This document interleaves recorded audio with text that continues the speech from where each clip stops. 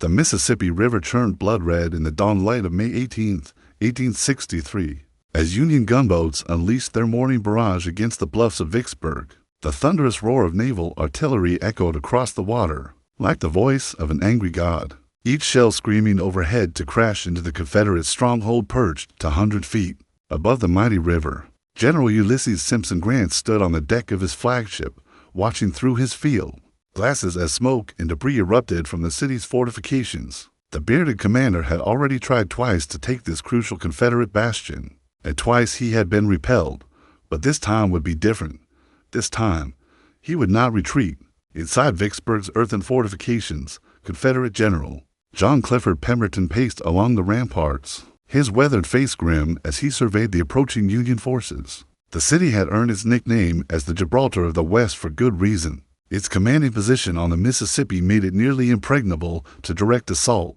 Yet Pemberton knew that Grant's patient, methodical approach spelled doom for the 47,000 souls trapped within the city's defenses. The siege had begun in earnest after Grant's brilliant campaign through the Mississippi interior. Having crossed the great river below Vicksburg, the Union general had cut his own supply lines and lived off the land, a move so audacious that it defied every principle of military science. His lightning strikes at Port Gibson, Raymond, and Jackson had scattered Confederate forces across the state, leaving Pemberton isolated and outnumbered. Captain Samuel Lockett, Pemberton's chief engineer, emerged from inspecting the northeastern fortifications with dirt on his uniform and concern etched across his young face. General, their parallels are advancing steadily. They're less than 100 yards from our lines at the 3rd Louisiana Redan. Pemberton nodded gravely. The Union forces were employing classic siege warfare, digging zigzag trenches called approaches that crept ever closer to the Confederate positions. It was a race against time. Would starvation and bombardment break the defenders' will before Grant's soldiers could storm the walls? In the city below, civilians huddled in caves carved into the yellow clay bluffs. Margaret Lord, wife of a local physician, clutched her infant daughter as another shell whistled overhead. The cave network had become an underground city of its own, complete with furniture, cooking areas, and makeshift schools for the children. Some caves were elaborate affairs with multiple rooms and carpeted floors, while others were little more than holes scraped into the hillside. The daily bombardment had become as regular as clockwork. Every morning at dawn, the Union mortars would begin their deadly music, sending their high-arcing shells into the heart of the city. The residents had learned to time their movements between the salvos, dashing from cave to cave during the brief respites, according to historical accounts. From Harper's Weekly, the psychological warfare was as devastating as the physical destruction. The constant thunder of artillery frayed nerves and shattered sleep, while the knowledge that each day brought the defenders closer to starvation added another layer of torment. As night fell on May 18th, the guns gradually fell silent, leaving only the groans of the wounded and the distant sound of Union soldiers digging ever closer to the Confederate lines. Inside his headquarters, General Pemberton studied his maps by candlelight, knowing that each passing day weakened his position.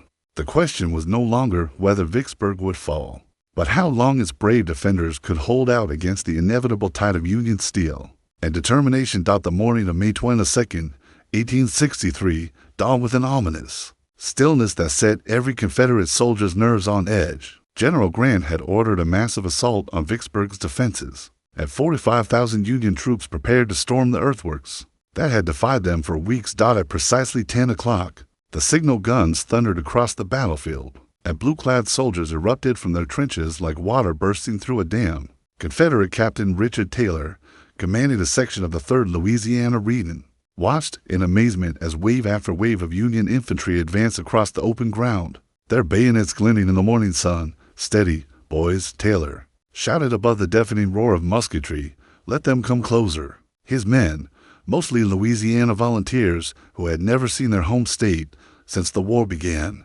crouched behind their earthen parapets with rifles ready. Many were barely 18 years old, their faces blackened with powder smoke and etched with the premature lines of men who had aged years and months. The Union assault struck the Confederate lines like a hurricane at the railroad redoubt.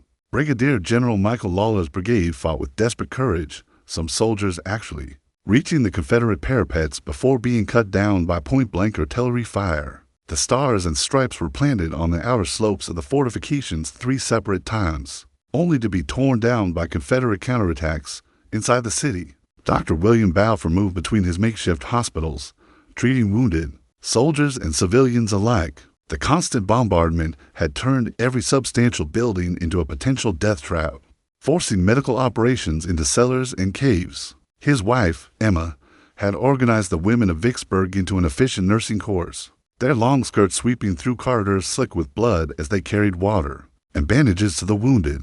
The assault raged for 8 hours, the longest and bloodiest single day of the siege. Union Colonel Thomas Humphrey commanded the 95th Illinois Infantry in an attack on the Great Redoubt, where his men faced withering fire from Confederate artillery. The rebel works seemed to vomit fire and smoke.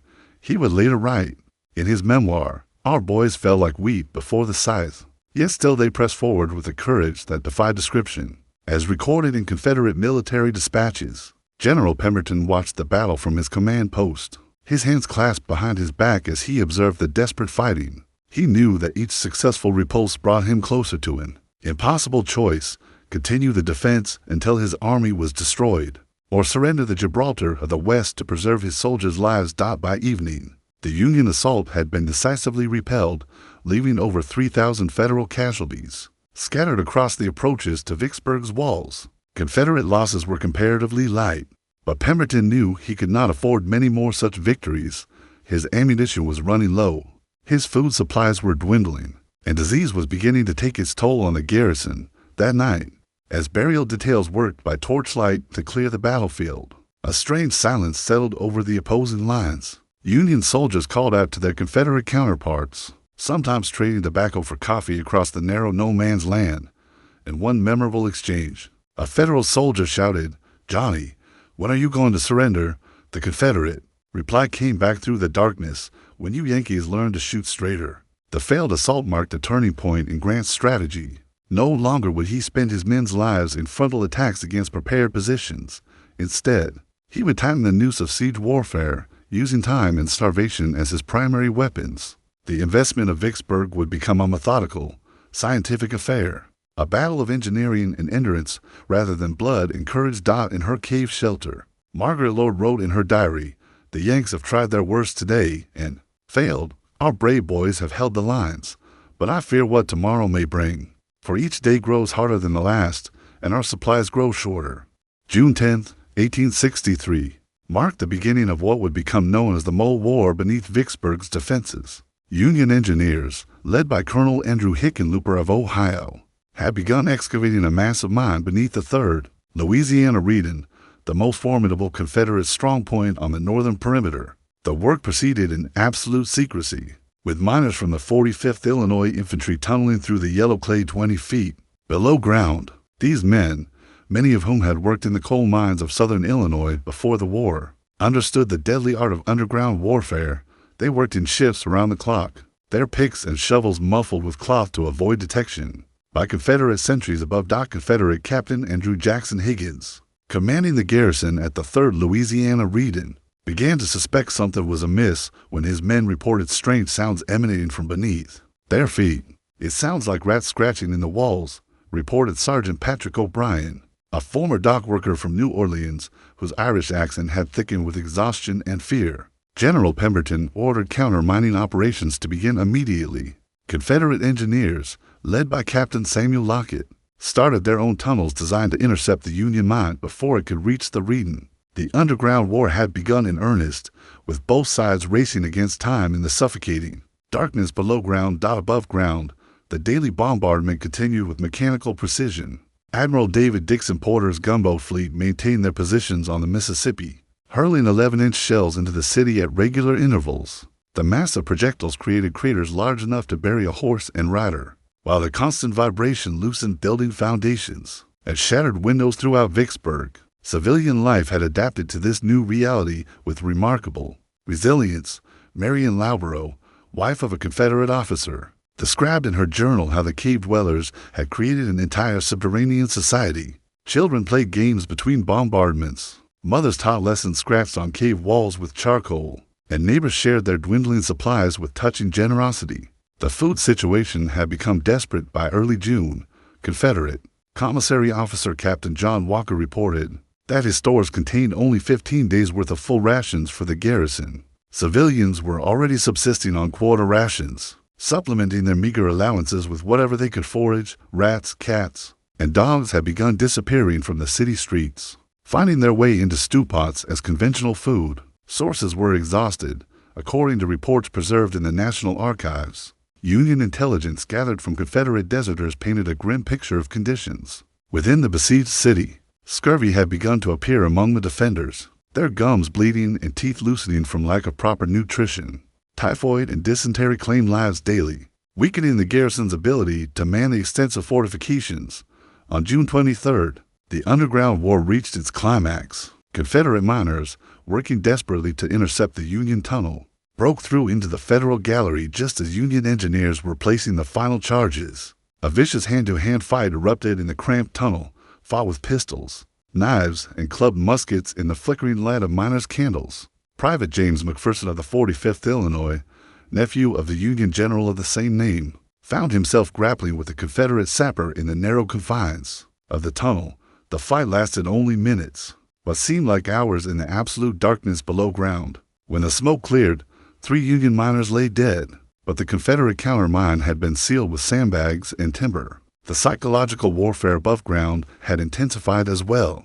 Union bands played patriotic songs just within earshot of Confederate lines, while Southern musicians responded with Dixie and the Bonnie Blue Flag. The musical duels became a nightly ritual, with soldiers on both sides gathering to listen to the melancholy strains of Home Sweet Home drifting across the battle-scarred landscape. General Grant, meanwhile, had received reinforcements that brought his total strength to over 70,000 men. He could afford to wait while his opponents grew weaker with each passing day. Time had become his most powerful weapon, more devastating than all his artillery combined. July 1st, 1863, arrived with news that would shake the Confederate high command to its core. General Robert Edward Lee's invasion of Pennsylvania had culminated in a massive battle at a small town called Gettysburg, and early reports suggested the Army of Northern Virginia had suffered a devastating defeat. For the defenders of Vicksburg, already isolated and starving, the news meant that no relief column would be coming from the east. General Joseph Eggleston Johnston, commanding Confederate forces in Mississippi, had been promising to break the siege for weeks. His dispatches to General Pemberton spoke of gathering troops and preparing an attack on Grant's rear, but the reality was far different. Johnston commanded barely 23,000 men, scattered across central Mississippi, and in no condition to challenge Grant's veteran army inside Vicksburg. The situation had become truly desperate. Sergeant William Tunnard of the 3rd Louisiana Infantry wrote in his diary, "We are now eating mule meat and calling it beef. The cornbread is made with ground peas mixed with a little cornmeal. Many of the men are so weak they can barely stand. Their posts, the once proud Confederate garrison, had been reduced to skeletal figures, their uniforms hanging loose on frames wasted by hunger and disease. The civilian population suffered even more acutely than the soldiers. Children cried constantly from hunger, their mothers having no milk to give them. Elderly residents, unable to adapt to the harsh conditions of cave life, died quietly in the darkness, their bodies carried out under cover of night to avoid demoralizing their neighbors." Dr. William Balfour had performed over 200 amputations since the siege began, working without proper anesthetics and with instruments sterilized in whiskey. When surgical alcohol ran out, his wife Emma wrote to her sister, "Immobile, the smell of gangrene hangs over our city like a shroud. We have become a city of the walking dead, sustained only by our faith in the righteousness of our cause." On July 3rd, the Union mine beneath the 3rd Louisiana Redan was finally ready. 2,200 pounds of black powder had been packed into a chamber carved from the living clay, with a fuse running back through the tunnel to the Union lines. Colonel Hickenlooper personally supervised the final preparations, knowing that the explosion would be heard for miles across the Mississippi Delta. At 3 o'clock in the afternoon, the earth erupted in violence. The massive explosion lifted an entire section of the Confederate earthworks into the air, creating a crater 40 feet wide and 12 feet deep. Confederate soldiers within 50 yards of the blast were killed instantly, their bodies flung like rag dolls across the scarred battlefield. Union infantry, led by the 45th Illinois, charged immediately toward the smoking crater, expecting to find a gap in the Confederate defenses. But Captain Higgins and his surviving Louisiana troops had anticipated this moment. They had constructed a secondary line of earthworks behind the Redan, and as the smoke cleared, Confederate muskets opened fire from positions the Union attackers had never seen. The battle for the crater raged for 3 hours, with Union soldiers fighting to establish a foothold in the gap, while Confederates counterattacked with desperate fury. Hand-to-hand combat swirled around the rim of the smoking pit, bayonets flashing in the afternoon sun as men fought and died for a few yards of torn earth. As documented in Union Army records, the assault ultimately failed. The crater became a death trap, with Confederate artillery raking the exposed Union positions from multiple angles. Federal casualties mounted steadily as successive waves of infantry threw themselves against the improvised Confederate defenses. By evening, Grant had called off the attack, leaving over 200 Union soldiers dead or wounded around the crater. The mine that had taken weeks to prepare and execute had gained nothing but another small patch of blood-soaked ground. More importantly, it had proven that Vicksburg's defenders retained the will to fight despite their desperate circumstances. That night, as burial parties worked to clear the battlefield, both armies understood that the siege had entered its final phase. The Confederates could not hold out much longer, but they had proven once again that they would not surrender without extracting a terrible price from their opponents. General Pemberton stood on the ramparts, looking out over the Union lines that stretched as far as the eye could see. Tomorrow would bring another day of bombardment, another day of slow starvation, another step closer to the decision that no Confederate general wanted to make. July 4th, 1863, dawned with an irony that was not lost on either commander. As the United States celebrated its 87th birthday, the fate of the nation hung in the balance on the bluffs above the Mississippi River. General Pemberton had spent the night in agonized contemplation, knowing that his next decision would echo through history. The Confederate commander had received his final dispatch from General Johnston the previous evening. The relief force that had been promised for so many weeks would not be coming. Johnston's scattered troops were retreating toward Jackson, abandoning any pretense of breaking the siege. Pemberton's 31,000 soldiers and the civilians they protected were completely alone. Captain Richard Taylor, whose Louisiana troops had held the 3rd Louisiana Redan through every assault, reported to headquarters with news that chilled Pemberton's soul. "General, we have ammunition for perhaps 3 more days of heavy fighting. The men are eating bark soup and calling it coffee. Yesterday, I saw soldiers fighting over a dead rat. The hospitals had become chambers of horror." Dr. Balfour moved through wards where wounded men lay on floors covered with straw, their wounds festering without proper medicine.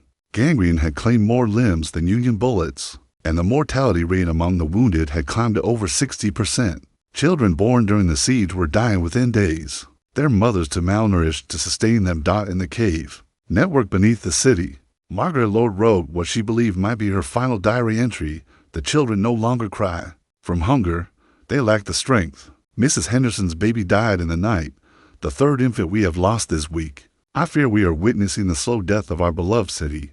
General Grant, meanwhile, had received his own momentous news. Couriers from the east confirmed that General Lee's invasion of Pennsylvania had indeed ended in disaster at Gettysburg. The Army of Northern Virginia was retreating toward the Potomac River, having suffered over 28,000 casualties in 3 days of fighting. The Confederacy's to great hopes, victory in Pennsylvania and the relief of Vicksburg, had both crumbled within hours of each other. At 10 o'clock in the morning, a white flag appeared on the Confederate ramparts. The guns that had thundered for 47 days fell silent as if a great clock had stopped ticking. Union soldiers emerged from their trenches, staring in amazement at the sudden quiet that had descended over the battlefield.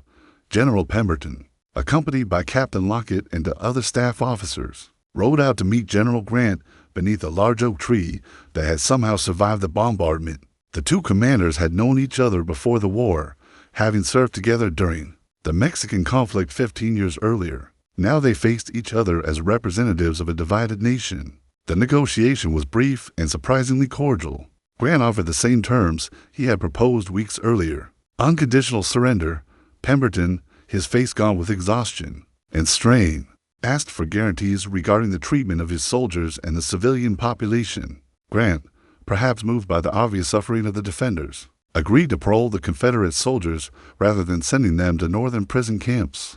According to transcripts preserved in the Library of Congress, Pemberton's final words to Grant were heavy with resignation.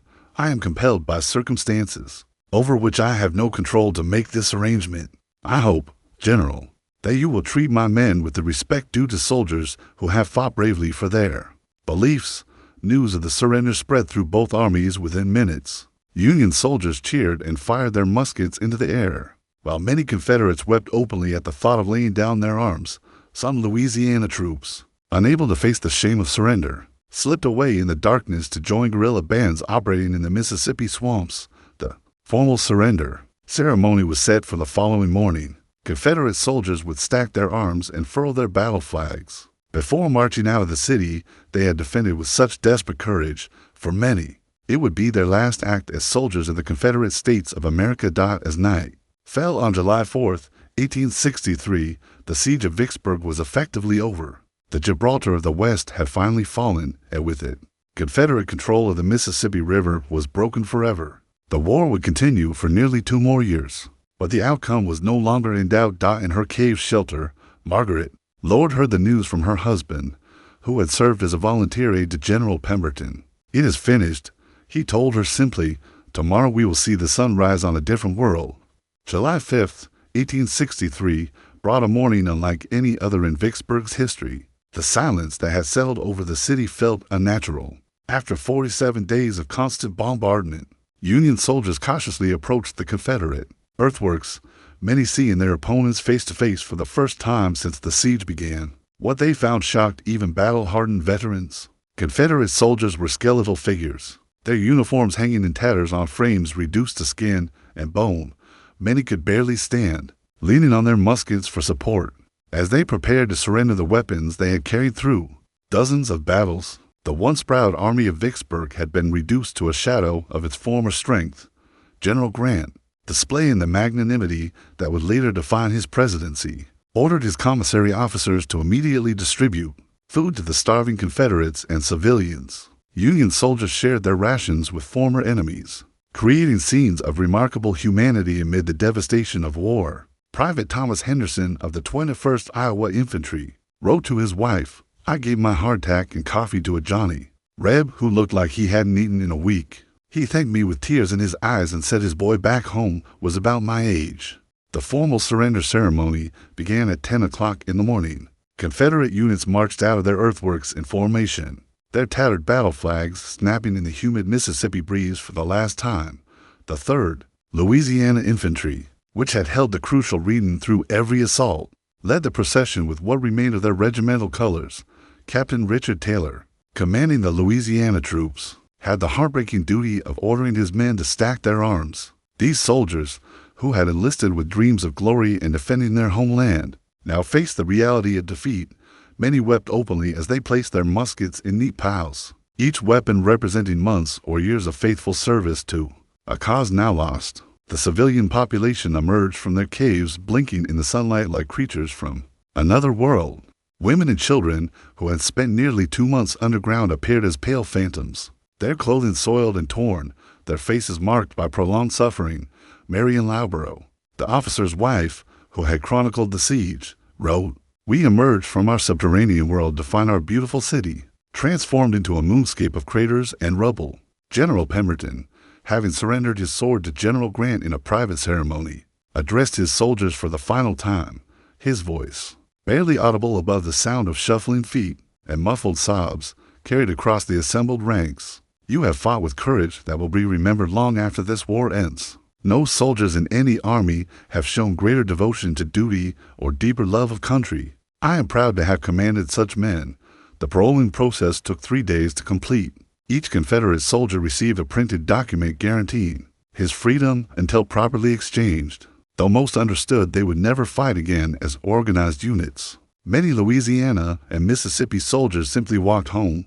Their war effectively over. Others, particularly those from distant states like Texas and Arkansas, faced the daunting prospect of crossing enemy territory. To reach their families, Union engineers immediately began surveying the elaborate Confederate fortifications, marveling at the engineering skill that had made Vicksburg so difficult to capture. The interconnected system of earthworks, trenches, and redoubts stretched for over 9 miles. representing one of the most sophisticated defensive systems ever constructed. In North America, Colonel Andrew Hickenlooper, the engineer who had supervised the mine operations, pronounced the works a masterpiece of military engineering that would have done credit to the finest European fortresses.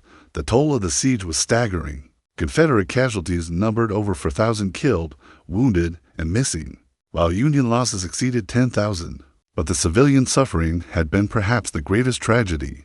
Hundreds of non-combatants had died from disease, starvation, and bombardment, including dozens of children who had perished in the cave network that was supposed to protect them. As recorded in post-war memoirs, the psychological impact of the surrender extended far beyond Vicksburg itself. News of the defeat, coupled with reports of Lee's failure at Gettysburg, sent shockwaves through the Confederate states. The dual disasters of early July 1863 marked the beginning of the end for Southern independence, though the war would grind on for nearly 2 more bloody years. Dr. William Balfour, working tirelessly to treat both Confederate wounded and Union soldiers injured during the siege, reflected on the human cost of the campaign. War strips away all pretense and reveals the fundamental brotherhood of suffering humanity. He wrote in his journal, "In the hospital tents, there are no Yankees or rebels, only broken men in need of healing. The great river, free at last from Confederate control, began carrying Union supply boats and troop transports within days of the surrender. July 8, 1863, marked the end of an era as the steamboat Imperial docked at Vicksburg's battered wharf, the first civilian vessel to navigate the Mississippi River freely since the war began. Captain Henry Morrison, who had piloted riverboats on the Great Waterway for 30 years, wept as he saw the devastation that had befallen the once prosperous river port.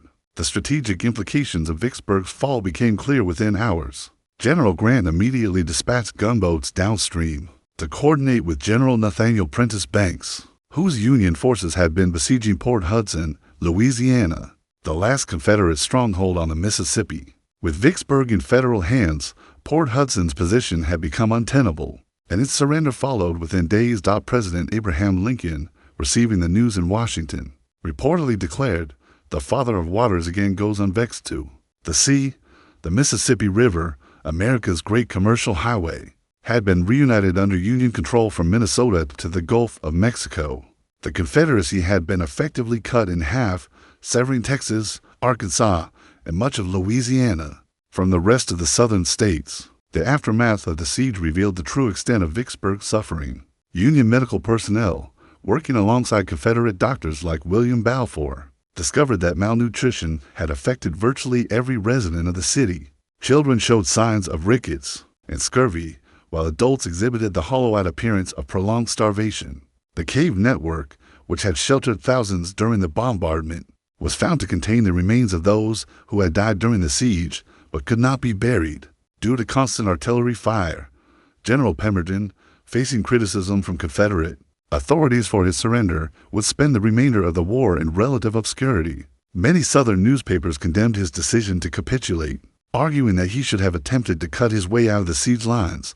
However, military historians would later vindicate his choice, recognizing that any breakout attempt would have resulted in the annihilation of his command and unnecessary civilian casualties. The paroled Confederate soldiers scattered to the four winds, carrying news of the defeat throughout the South. Their accounts of the siege's horrors served as a stark warning of what lay ahead for other Confederate cities. Many veterans never fully recovered from their ordeal at Vicksburg, suffering from what would later be recognized as symptoms of psychological trauma from prolonged combat stress. Margaret Lord, the physician's wife, who had chronicled the siege in her diary, emerged from her cave shelter to find her home destroyed by artillery fire. Standing among the rubble of her former life, she wrote, "Our beautiful city lies in ruins, but perhaps from this destruction something better may grow."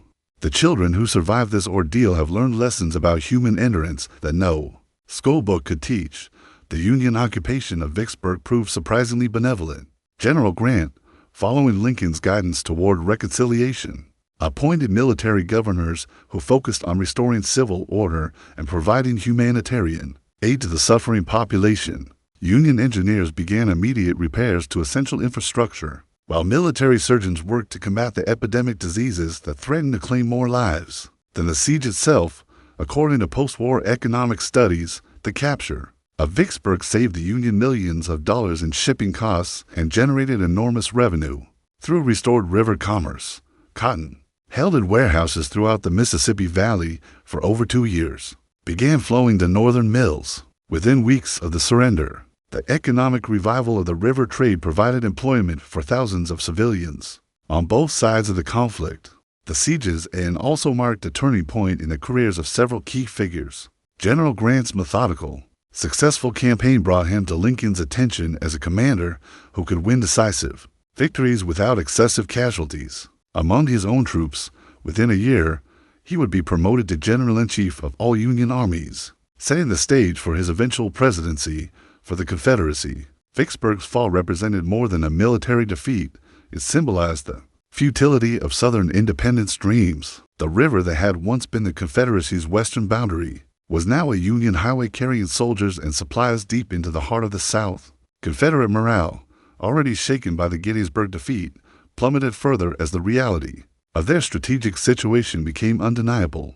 The legacy of the Vicksburg siege would endure long after the last shots were fired. The city's resistance became a symbol of Southern determination, while its ultimate surrender demonstrated the North's industrial and numerical advantages. The campaign showcased both the horror of modern warfare and the resilience of human beings. Under extreme duress.